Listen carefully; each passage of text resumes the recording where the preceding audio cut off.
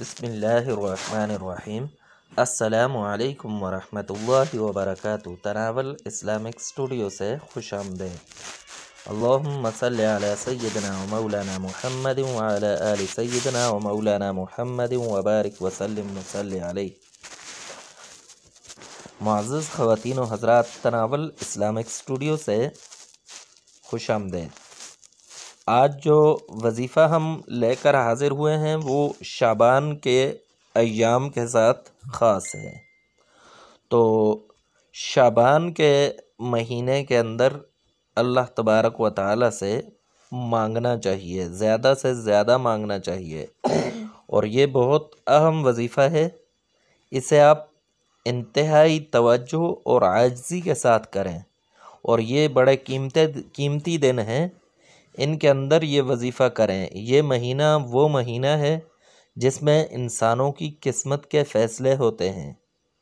یہ وہ مہینہ ہے جس کے اندر پورے سال کی روزی کے فیصلے ہوتے ہیں، پورے سال کے ہر کام کے فیصلے ہوتے ہیں، انسان کی مقدر کے فیصلے ہوتے ہیں کہ اس سال کے اندر اسے بیماریاں ملنی ہیں، دولت ملنی ہے، رزق ملنا ہے، یا فقر ملنا ہے، یا اولاد ملنی ہے یا نہیں ملنی، یا اولاد چھیننی ہے، یا اس کی زندگی ختم ہو رہی ہے یا زندگی بڑھنی ہے۔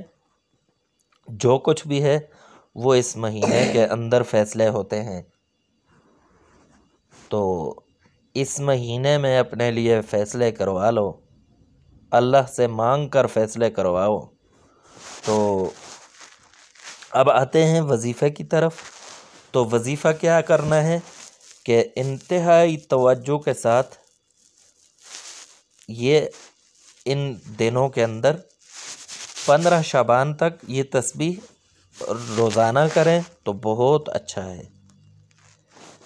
اگر نہیں کر سکتے روزانہ تو کم از کم ایک مرتبہ روزانہ لازمی کر لو، لیکن میں کہتا ہوں کہ اسے روزانہ کا معمول بنائیں 15 شعبان تک، جتنے دن بھی بنتے ہیں۔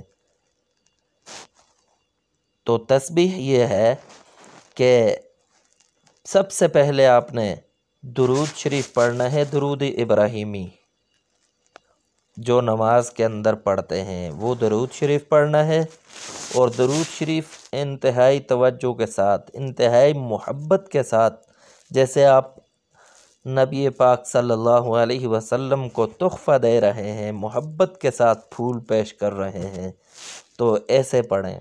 اور پھر اس کے بعد آپ نے 100 بار یہ پڑھنا ہے، یا اللہ یا باسط، یہ ایک مرتبہ ہو گیا، یا اللہ یا باسط یہ 2 دفعہ، اس طرح پڑھتے جائیں، 100 مرتبہ کریں، اور اپنی حاجت کو اپنے ذہن کے اندر رکھیں، اور بعد میں تسبیح پوری کر کے 3 مرتبہ درود ابراہیمی پڑھیں، اور اس کے بعد انتہائی عاجزی کے ساتھ اللہ تبارک و تعالی سے مانگیں، جو بھی حاجت ہے اسے ضرور مانگیں، انشاءاللہ وہ حاجت ضرور پوری ہوگی۔